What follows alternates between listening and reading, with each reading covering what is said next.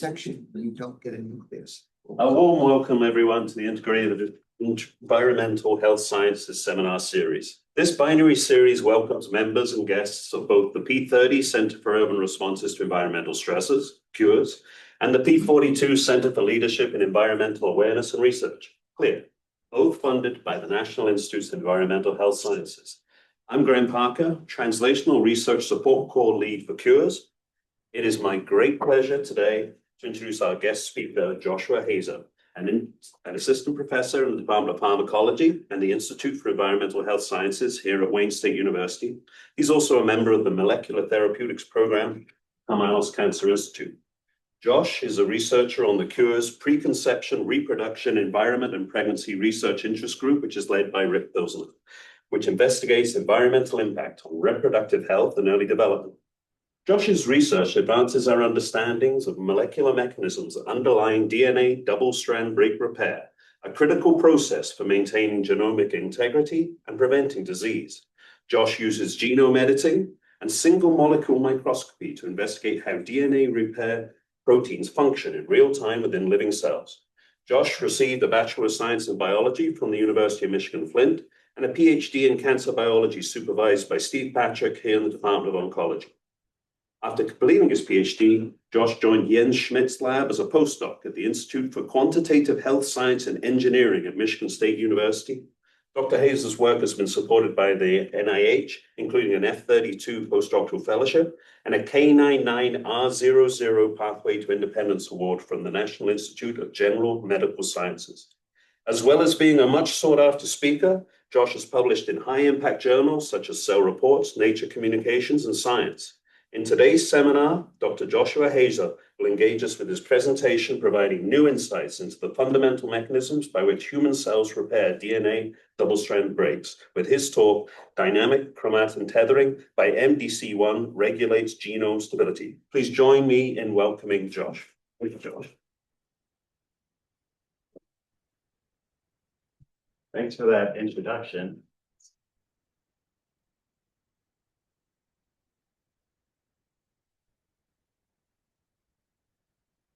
All right, I thought I'd start out just kind of describing a little bit about what my lab actually does on a day-to-day basis. So the two key components of my lab's work include endogenous protein tagging with CRISPR-Cas9, so introducing fluorescent protein tags to be able to visualize these proteins in living cells.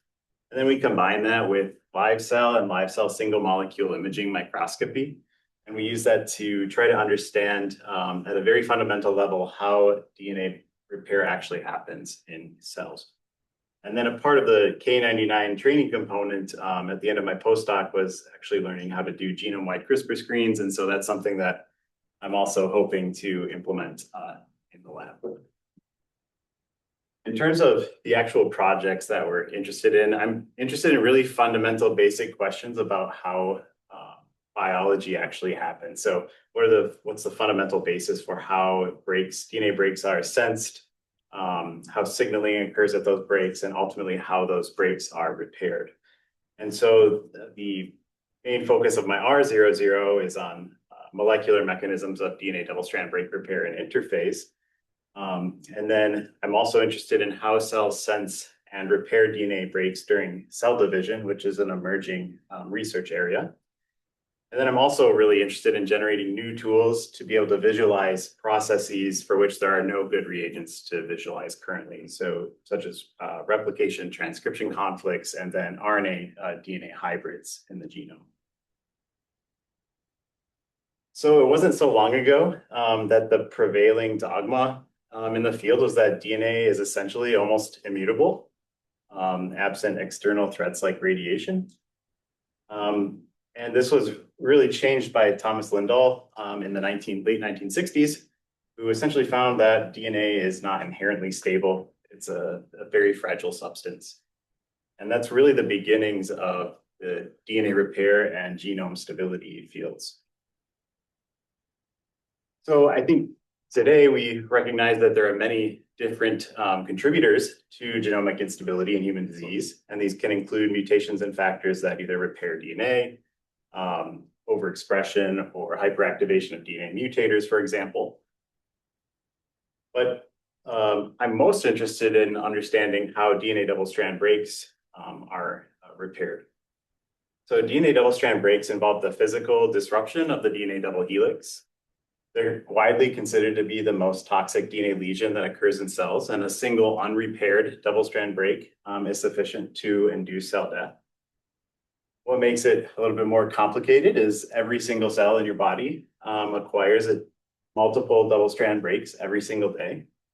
And these can be a consequence of normal physiological processes such as BDJ recombination in the immune system, topoisomerases, which relieve topological stress. And they can also be induced by endogenous chemical sources as well as exogenous sources. So because of that, throughout evolution, many repair pathways arose to be able to repair these breaks, and they differ significantly in repair fidelity. So some are more prone to introducing insertions or deletions in the genome, and others are more prone towards having a perfect repair. There are over 500 proteins in the human proteome that have been implicated in DNA repair. So why is it important to understand how these pathways actually work? Well, mutations in double-strand break repair factors cause a wide array of genetic diseases. They're also important in cancer development and tumor evolution, but they also represent opportunities to develop synthetic lethal approaches by exploiting a specific vulnerability in a cancer. So there are many different flavors of double-strand breaks as well. So not all double-strand breaks are the same. Context is very important. So the double-strand breaks introduced in a non-transcribed region or a heterochromatic region, it's going to be very different from one that is in a either actively replicating stretch of DNA or something that's very transcriptionally active. Double-strand break ends also differ significantly in terms of end chemistry. So some breaks might have blunt ends, others might have chemical modifications to one or both ends. During BDJ recombination, you actually end up with hairpin loops that have to be opened up by a nuclease. You can also have proteins that are actually physically attached to the double-strand break, which have to be removed before the two ends can be ligated together. So it really makes it complicated to understand, okay, what factors are involved or how are double-strand breaks sensed in a cell? What's the signaling that occurs at those breaks? And ultimately, how does a cell make the decision, we're going to repair this break by a high-fidelity pathway or something that is very fast but lower fidelity? And this is not an exhaustive list of double-strand break repair pathways in human cells, but there are four major ones, which once again differ in terms of the fidelity of repair, with NHEJ being the least fidelitous, but also being the most active in human cells. So NHEJ repairs the vast majority of double-strand breaks in human cells, and HR, which is has the highest fidelity, actually repairs a very small number of those. So in terms of the DNA repair field, there's been a lot of work done over the past 50, 60 years, but there are some outstanding challenges which require the development of new technologies to really be able to answer certain questions. So some of these challenges are DNA repair proteins. Many of them are expressed at very low numbers, so they're very low abundance. And so this makes transgene overexpression can lead to artifacts due to massive overexpression. So you're not actually creating a physiologically relevant system.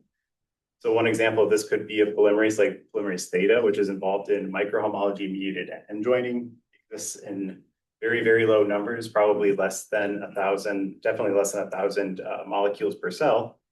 And so you express this in a massive high amount, you're going to artificially imbalance repair pathways in those cells. That's important to consider as well. There are also a lot of very important proteins for which there are not any good reagents to visualize them.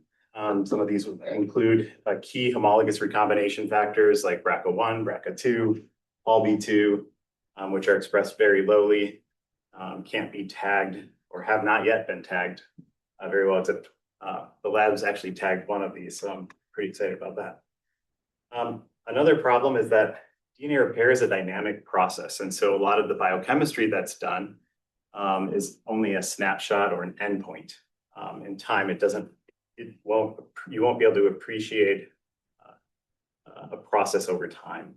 And so it makes traditional biochemical approaches somewhat limited because they're the average product of a given reaction. And so where my lab kind of fits into this is, can we use endogenous protein tagging and live cell single molecule imaging to essentially overcome some of these big issues to drive new discoveries in the field? So what I'm going to talk to you about today focuses on a DNA damage response signaling that occurs at chromatin at a specific subset of double-strand breaks. This pathway is pretty important. A lot of these factors, when mutated, cause a variety of different human diseases. But while the genetics of the pathway are known, the functional significance of this pathway is still poorly understood. So the pathway I'm really interested in is gamma H2AX mediated DNA damage response signaling. So this occurs when you have a double-strand break and the kinase ATM phosphorylates histone H2AX at serine 139. And this creates a docking site for a protein called MDC1, which is what I'll be talking about today. And MDC1 functions as an adapter protein. So it interacts with a whole host of proteins, and it's important to recruit E3 ubiquitin ligases to the chromatin to ubiquitinate histone H1 and histone H2A at lysine 13 and 15. And these ubiquitin marks serve as a docking site for a number of important repair effector proteins, such as BRCA1 through BARD1, as well as 53BP1, which are classically thought of as two factors that promote two different pathways of repair, one being 53BP1 dependent end joining, which is error prone, and then BRCA1, which promotes homologous recombination, which is very high fidelity. So MDC1 is a very large protein, about almost 2,100 amino acids. There are a number of important functional domains, but I'll just highlight two of these. The first is the BRCT domain, which is near the C terminus of the protein that binds directly to gamma H2AX at DNA damage sites. And the second region I want to highlight is the PST repeat region. And I'll go into detail about what that is, but it's a degenerate sequence that contains 13 imperfect repeats of 41 amino acids that seems to have been linked to DNA repair of the past 20 years, but there's no direct mechanistic support of that, or no biochemistry or genetics to support that, other than they're more sensitive to DNA damaging agents. MDC1 has very dynamic functions throughout the cell cycle. So in interphase, it's important to function at these double-strand breaks and help to amplify chromatin signaling at those breaks to recruit important effectors to repair those breaks. And in mitosis, its functions are completely rewired through phosphorylation of RNF8, which can no longer get recruited to MDC1 bound sites. So all the chromatin signaling is essentially shut off in mitosis. And in exchange, MDC1 interacts with two proteins called top BP1 and CYP2A, which physically hold broken DNA ends together until they're transported through mitosis into G1 phase, where they're ultimately repaired by non-homologous end joining. MDC1 also has other important functions, specifically in meiotic sex chromosome inactivation. MDC1 deletion in mammals leads to male infertility. It's been linked to transcriptional regulation. One paper has linked it to micro-homology-mediated end joining in mitosis, which is another form of error-prone double-strand break repair. When I started my postdoc, we were really interested in trying to understand the biophysical basis for how this chromatin signaling cascade occurs. And so if we can understand the biophysical basis and the biochemical basis for this, maybe we can actually understand why this signaling cascade is important, since so many people use these factors as markers of DNA repair in human cells. And so when I joined the lab, I used CRISPR to tag every protein that you see with a red star with a tag called halo tag using homology-directed repair. So we inserted halotag at either the N terminus or the C terminus of these proteins. And halotags are really useful tag. And I would say it's far superior to traditional fluorescent proteins because it's not fluorescent in and of itself, but you can use membrane permeable ligands, which will covalently bind the tag. And these ligands can be attached to a whole array of functional groups that do different functions. So while some fluoresce, others might do biotinylation or things like that. So it makes it a really multifunctional tag. And the benefit of endogenously tagging these proteins with CRISPR is that the expression of the protein remains under the endogenous promoter. You retain normal splicing patterns of your protein of interest. Typically, the most proteins are still expressed at the same level as the untagged protein. So this took about a year and a half, I would say, to tag all of these. And sometimes you try to tag one terminus, it doesn't work, and you got to start all over with the other terminus. And that's true of some of these. But we got homozygous clones for all of these proteins. So on the left, you can just see the genomic PCR confirming that. And then on the right, we have in-gel fluorescence. So these are proteins that were fluorescently labeled in cell culture. And then the cells are harvested, lysed, boiled, and loaded onto a gel. And the tag still fluoresces, which is also really a benefit of the tag as well. And so these are all expressed. You see several that actually have known splice variants that are still expressed as well. All right, so it's one thing to tag proteins, but you have to also make sure that they still work when you tag them. And lucky for these proteins, most of them are known to form foci at double-strand breaks when you induce DNA damage. And so we did live cell imaging with all of these, induced double-strand breaks with zeaxanthin, which induces largely blunt-ended double-strand breaks. And essentially all of these proteins, except for ATM, were functional. And unfortunately, ATM was also not functional when we tagged the other terminus. So we really couldn't do much with it after that. So the primary form of microscopy that we used for this was called highly inclined laminated optical stream microscopy, which essentially combines sparse protein labeling with the halotag ligand in combination with angled light through your sample. And this allows you to essentially be able to detect single particles in living cells. And so we would sparsely label these. We would do really fast imaging, so 138 frames per second up to 200 frames per second. And then we would just run these movies through a series of scripts to essentially get different biochemical information about how these proteins diffuse or bind in living cells. What's, I think, another benefit of high-low microscopy beyond being able to see single particles is it essentially allows you to do in-cell biochemistry. And so you can make biochemical and biophysical measurements in living cells, and you avoid some of the artifacts that are caused by in vitro biochemical methods, such as chromatin context, post-translational modifications, things like that. So to give you a sense, I'm sorry to anyone watching on Zoom because these will not play very well because of the frame rate. But we did single molecule imaging of all these in untreated and treated conditions. So here's a protein called DNA PKCS, which is an important kinase that's involved in non-homologous end joining. And it's hard to see by eye the difference between the samples, but there are actually quite a few more bound particles in the sample that's on the right, which was treated with zeaxanthin.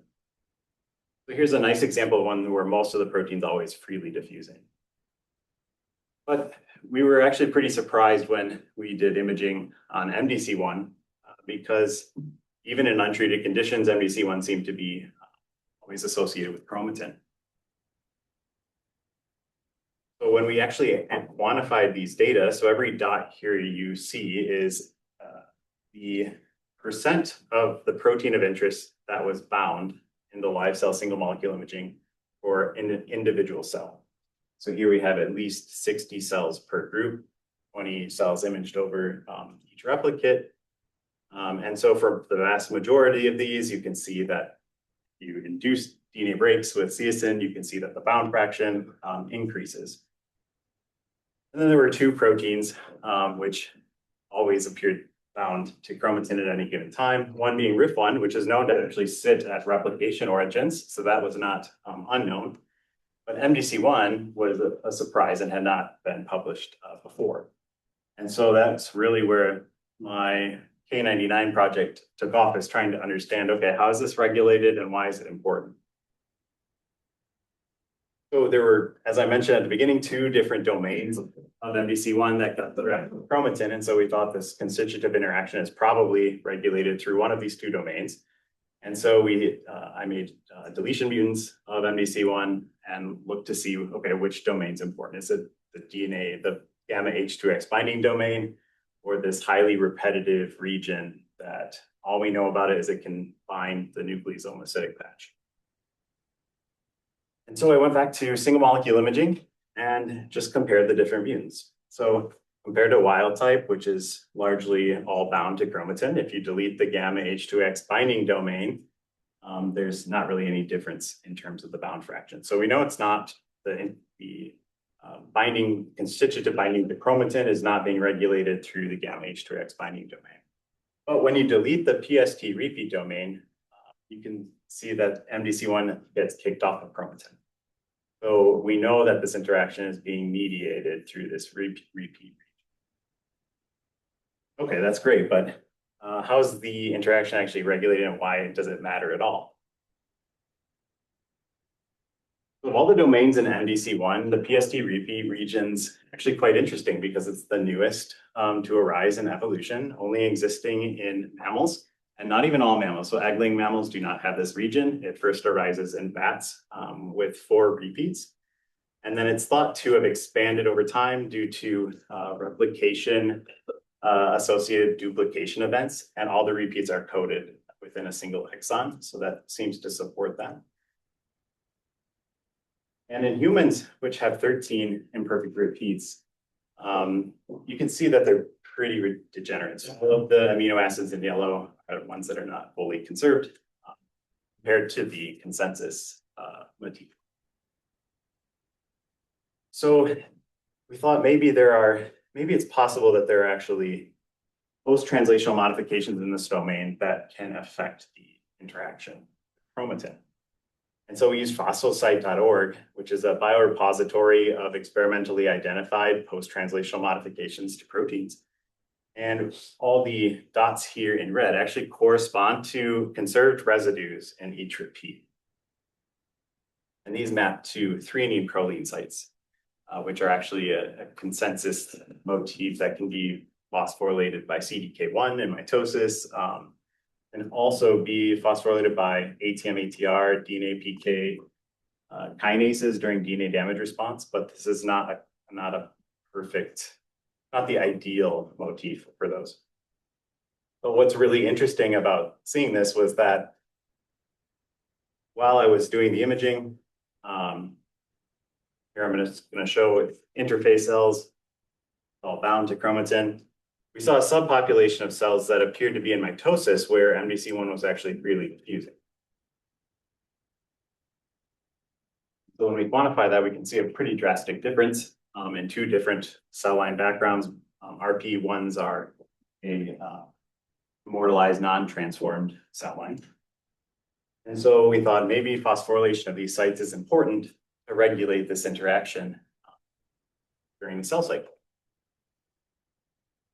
And so one thing that I did was I made GST tagged PST repeats in E. coli that were either wild type or where every one of those threonines was mutated to alanine, so it could not be phosphorylated. And we did in vitro kinase assays with purified CDK1 cyclin B. And what we found was that at least in vitro, CDK1 can phosphorylate these sites. We see that there's a dramatic reduction in the p32 signal when you mutate all of those sites to alanine. So I also made point mutants where I mutated all of those threonines to either aspartic acid or to alanine, which is not trivial because 13 repeats and then you got to mutate about 21 threonines. Like it's definitely was a little bit of a challenge. It took a while, but we finally got it there. So it's one thing to show that CDK1 can phosphorylate these sites in a test tube or to even see that there are experimentally identified phosphorylation sites in that domain, but does it actually affect the association with chromatin? So I expressed those different mutants, and in the middle row here, you can see the expression of either wild type, the phosphomimicking T to D mutant, or the phospho-dead mutant. And I think you can probably appreciate that with the phospho-dead T to A mutant, there's just a massive enrichment of MDC1 on mitotic chromatin. So this would be consistent with these phosphosites being important to regulate this interaction as cells go into mitosis. All right, so one thing that we can do with this information is we can use interphase cells and express these different mutants to see, can we kick MDC1 off chromatin if we express the phosphomimicking mutant? I made deletion, I had the PST deletion mutant and then the 2-point mutants, and compared to our controls, which were the wild type, which is always associated with chromatin and interphase, and the PST deletion mutant, which is kicked off of chromatin because it loses that interaction with the nucleosome-acidic patch. When you express the phospho-dead mutant, there doesn't seem to be any impact on the chromatin association, but when you express the phosphomimicking mutant, you get this intermediate phenotype. And this is probably related to aspartic acid maybe not being the best choice. In retrospect, maybe I should have used glutamate or something like that, but it definitely shifts the behavior to be more like the deletion mutant. So we can kick MDC1 off chromatin in interphase with the phosphomimicking mutant. So this is more support for the idea that phosphorylation is important for controlling this interaction. All right, so another question we had, well, after we knew that MDC1 is kicked off in mitosis, we know it gets recruited to DNA double-strand break. So maybe phosphorylation is important for that to occur. And so we generated 2 phospho-specific antibodies. And these were basically raised against a consensus motif for each of the 3' proline sites in each repeat. And we did immunofluorescence. And so here where it says Halo JFX 650, this is always going to be MDC1 through the paper. And then I'm showing PST number 1. So this is the phospho-PST antibody raised against the first consensus. So in interphase, you don't see any signal at all, whether or not there are DNA breaks or not. We thought maybe this is a way that cells could artificially control MDC1 locally at a double-strand break site, and it would have been really cool, but that's not what it showed. Conversely, in mitosis, independently of DNA damage, you see phospho signal. And you also see phospho signal that overlaps at MDC1 foci as well. So phosphorylation doesn't seem to affect DNA damage signaling, or at least recruitment of MDC1. This seems to be a globally induced event. And the same held true for the second phospho-PST antibody as well.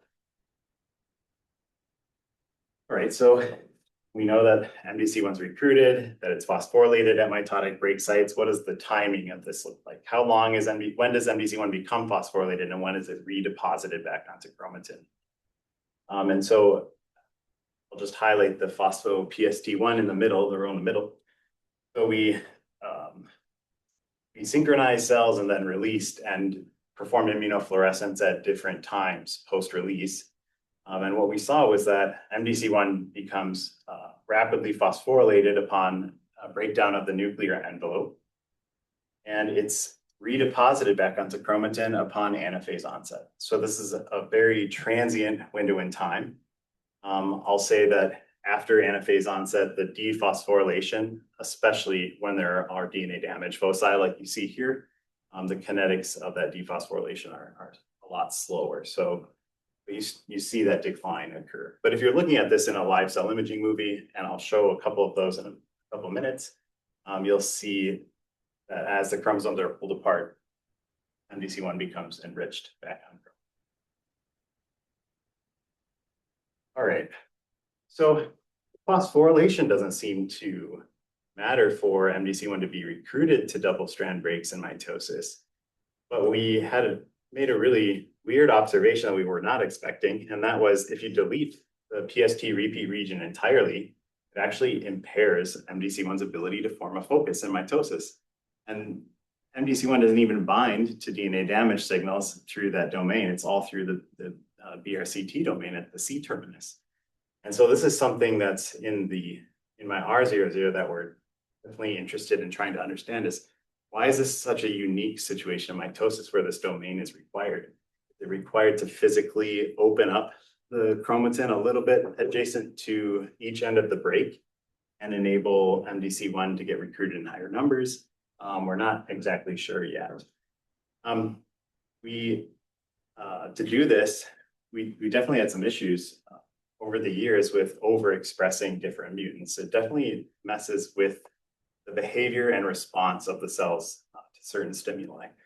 And so I knocked in a PST deletion mutant where the whole repeat region had been deleted.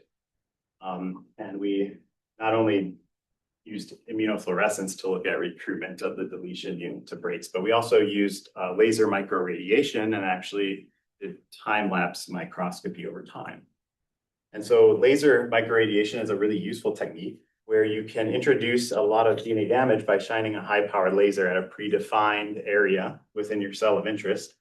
And you can watch the fluorescence from your protein of interest over time as it gets recruited to the laser line. And so compared to the wild type cells where you saw robust recruitment, which is actually much faster than an interphase, with the PST deletion mutant, you did not see almost any recruitment at all. So it really is kind of an interesting observation. Just by asking simple questions, you can observe something you weren't expecting to observe, and it kind of opens up a new question for you. All right, so we kind of have a better sense of how this interaction is regulated, but why is it important? Why does it need to be evicted from chromatin and mitosis? And so we took all of our different mutants and we did time-lapse microscopy and just looked at what happens to cells in mitosis with different mutants. So in this movie here, we have a cell that's expressing the wild type version of MDC1. You can see as the nuclear envelope breaks down, that there's a lot of MDC1 in the cytoplasmic area. And then once chromosomes begin to be pulled apart, you see MDC1's redeposited back into chromatin. If you look at the PST deletion mutant, it's even more dramatic in terms of the release of MDC1 from, or it's not bound to begin with, but the behavior of MDC1, you almost see a hole where the DNA region is, which is actually pretty common for a lot of DNA repair factors in mitosis. But if you look at the phospho-dead mutant, the effects of that are quite striking, actually. So here we have the phospho-dead mutant. See the chromosomes condense, but it's taking a really long time before cells get to anaphase. It almost is as if there's a defect in chromosome condensation or in chromosome alignment to be able to initiate anaphase. But eventually, cells do attempt it, and you end up with failed mitosis and a single nucleus with 4 N. So we analyzed this data and looked at a couple different events. The first thing we were interested in was, okay, does it actually take longer, depending on the mutant that's expressed, for cells to go from nuclear envelope breakdown to anaphase onset? And so compared to the wild type and the PST deletion, where the median was 30 or 35 minutes, you can see that with the phospho-dead mutant, it takes a lot longer for cells actually to get into anaphase. We can also quantify the number of mitotic cells that had chromosome missegregation. So this would include mitotic failure, so a cell that either ends up binucleated or has a single nucleus, or a cell that dies during mitosis. And so when we actually quantify this and then compare it to how long it took that cell to get into anaphase, as well as the expression of MDC1, because I should mention these were all inducible overexpression models. This was before I had all the knock-ins.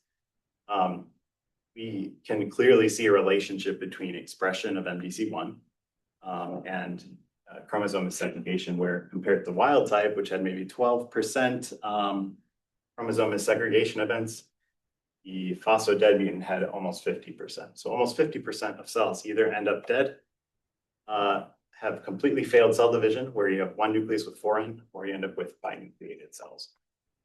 So it seems to be important that MDC1 is evicted from chromatin in order to prevent chromosome missegregation events.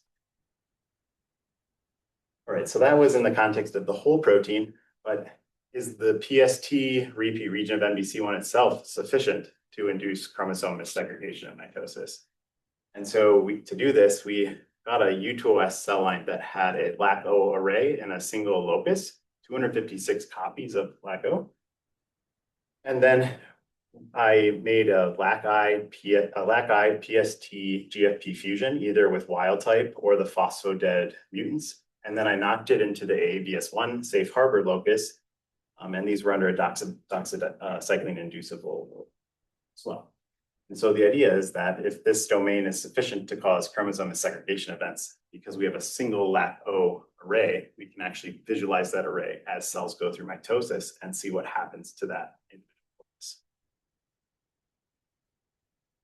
So we did quite a bit of imaging, and what we found was that here in the middle on the top, we have an example of a wild type cell, and you see two white dots, and these are cells. These are cells that have begun antiphase, or anaphase, so the chromosomes have been pulled apart, and you see a single LAC-O focus in each cell. So these were pulled apart as you would expect normally. But when you express just the phospho-dead PST repeats, you start to see a lot of unusual things going on. So here we have examples of cells that have multiple loci. We have an example in the middle on the right where the whole LAC-O focus is basically in an anaphase bridge. So it's almost as if it's tangled together and can't be pulled apart. And then on the bottom right, you also have an example of a cell that's in anaphase, but the whole LAC-O array is segregated to a single daughter. So it's as if there was breakage near a LAC-O array. When you quantify this, about 40% of cells in mitosis with the phospho-dead mutant have mitotic errors like the ones you see bottom and middle. All right, so this seems to suggest that PST repeats probably are a chromatin tethering domain. So if each repeat only interacted with one nucleosome, you could never get those events that you saw on the previous slide. So it's probably cross-linking chromatin by making multiple contacts with many nucleosomes simultaneously. Well, that can be a little challenging to test, especially when your protein of interest is intrinsically disordered. You can't really do a lot of structural studies on it. And so another reason that live cell single molecule imaging is a really powerful tool, that you can actually use it to test this in living cells. So the two possible models that we had were that either all these 13 repeats interact with one nucleosome. And in that case, if you deleted sequentially increasing numbers of repeats, eventually you'd hit a point where all the binding is lost. The second model is each repeat or set of two repeats interacts with a nucleosome. So you could have up to 6 to 13 nucleosomes that each repeat's interacting, or each region's interacting with. And so what you would see as you sequentially increase greater numbers of PST repeats would be a gradual decrease in the fraction of your bound protein when you do single molecular. And so I generated deletion mutants of these where I made increasing deletions of 2 repeats at a time until all the repeats were deleted. And when we did the live cell single molecule imaging, the data actually supports model 2, which is that MDC1 interacts with multiple nucleosomes simultaneously through this PST repeat region, which suggests the PST repeats are in fact a multivalent chromatin tethering domain. And so this is where I started my own lab with this project. And so this is something that we're currently working on. I'm excited, kind of waiting on the microscope to arrive to do the single molecule imaging, but it should be here in January. So pretty excited to single molecule imaging. So in conclusion, what I hope I convinced you of is that the PST repeat region likely interacts with chromatin by making multivalent nucleosome contacts. That the PST repeats are phosphorylated in mitosis, and this is to suppress chromatin binding and prevent chromosome missegregation. And this phosphorylation data I didn't show you is that this repeat region is important for one pathway, MDC1 dependent DNA repair and interphase, and that's for the high-fidelity pathway, homologous recombination. It's actually dispensable for the error-prone pathway. But I think a lot of big questions arise from this and all this data is, and one of the biggest ones is, how does a protein that's always bound to chromatin, how is it able to form a focus when DNA damage occurs? So focus is really defined by the local accumulation of many, many, many molecules at a single site. So if you have all these proteins bound at different regions of the genome, what happens in order for all those factors to be recruited to a single locus? Another big question is, where in the genome does MDC1 bind in interphase? If you assume that each repeat, the PST domain, can interact with a single nucleosome, and you do a calculation based on how many nucleosomes that we know are in human cells, it could be as high as 0.5 to 1% of all nucleosomes at any given time are bound by MDC1. So what are these sites? And that's something that then cut and run now on knock-ins of the wild type and the deletion mutant, and I'm just working on analyzing the data.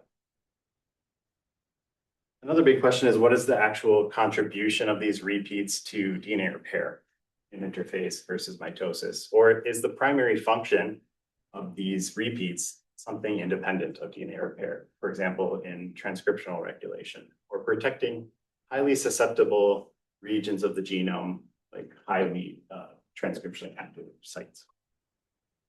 And so that's really where we're at. And so I definitely wanted to highlight my postdoc lab for this talk.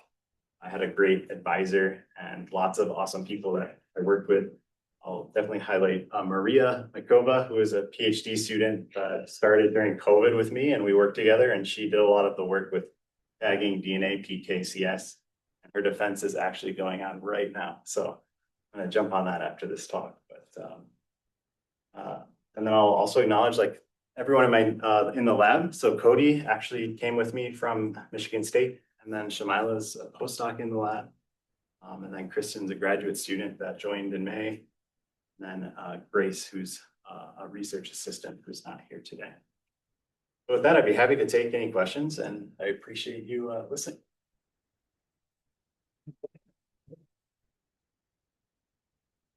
Thanks very much, Josh. I actually learned something. I usually fight violently learning anything new, but you have such a gentle way of presenting a lot of complicated information. So kudos to you. It's open for questions. Yeah. That was great, and kind of leave us hanging, you know, for wanting the next part of the story. So I really like that. But do humans, all humans, have the same number of repeats? And what do you think might happen if you added a handful of them? A great question. So as far as I know, there's no evidence that there are any humans that don't have 13 repeats, whether it's shorter. I mean, there are always truncations in cancer and things like that, but there are nothing that I've seen. In terms of the number of repeats, it's a cool question because different mammals have different numbers of repeats. So some bats have 4, mice have 7, humans have 13. And so at what point is there this trade-off in terms of number of repeats versus benefit? So one thing that we're doing is we are making a lot of different mutants within the domain to see which sites are actually important. So it turns out, this is one piece of information I didn't tell you, is that threonines that are phosphorylated, we thought maybe disrupted somehow either interacted in the non-phosphorylated state with the nucleosome acidic patch, and that's why there was disruption of the interaction. But when we did alpha-fold multimer, they're not even predicted to be close to the nucleosome acidic patch. So we don't actually know how the phosphorylation affects the interaction. So we are trying to do cryo-EM with my friend who just started his lab at UVA, actually try to get a structure of these. But it turns out each repeat has an arginine anchor in the middle of each repeat, and that's what's predicted to contact the acidic patch. But the number of repeats, that's something I want to do, is increase the number. Different species that are not mammals have a similar intrinsically disordered region that is semi-repetitive. So I've also made some swap mutants where I take the Drosophila similar region in the Drosophila homolog and put it in the human, so that when we get the microscope, we can see, okay, is this an example of convergent evolution, or is this something completely functionally unrelated? But yeah, it's something I'd like to do for sure.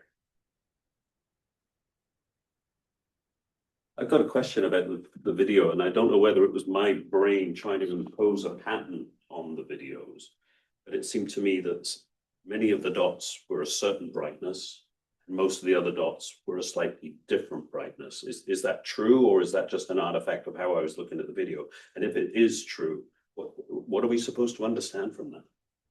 Well, you might see different levels of brightness depending on if the particle is slightly above or below your Z. Okay.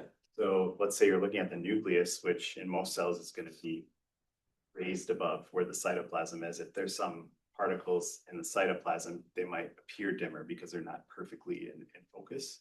Okay. Maybe that's what. I thought it might be that, but it seemed, again, it might be my brain imposing a pattern that wasn't there, that it seemed very consistent that there was one brightness and another brightness. Yeah, so for these fluorophores, you can actually measure the intensity of single fluorophores. So the brightness between the fluorophores isn't necessarily different. I guess it depends, maybe, it shouldn't really matter because you can use it to actually look at the bleaching curve and back calculate how many particles are at a particular site. So it might just be an artifact of the, I'm guessing. Okay. Yeah, so I had the question how these experiments are done. If you have these mutant versions where half the cells die, I mean, how soon after you introduce the gene do you analyze the cells? Because it takes a few cell divisions, you're gonna. That's why they were under a doxycycline inducible promoter. So they were always grown in TET-free medium. Okay, so it's inducible and then you only. Okay. So we did the It's non. very tight, you don't have any expression at all. And Yeah. So if one of our community partners is on the call, what would you want them to take away and tell their neighbors about what Josh is doing for the city of Detroit? I think the coolest thing about this research, not only to me, but I think just generally the coolest thing about it is there are a lot of things that we still don't know. We don't know what the impacts of making certain discoveries could be for everybody. And so that's kind of where I come in. I like to make new tools and use cool technology to make new discoveries about how things function and how things work. That maybe we don't quite know what the importance of it is right now at this very moment, but maybe one day could have big implications later on for either looking at developing new treatments or understanding how a certain process works that we don't even know about yet. So that's kind of where I think my work fits in. Lynn, do we have questions on the call? Nothing in the chat. Any other questions from the room? All right, thanks very much, Josh. You can go and enjoy your colleagues' nervousness and at least it's on my defense. Exactly, yes, we always enjoy it. Join me in thanking Josh once.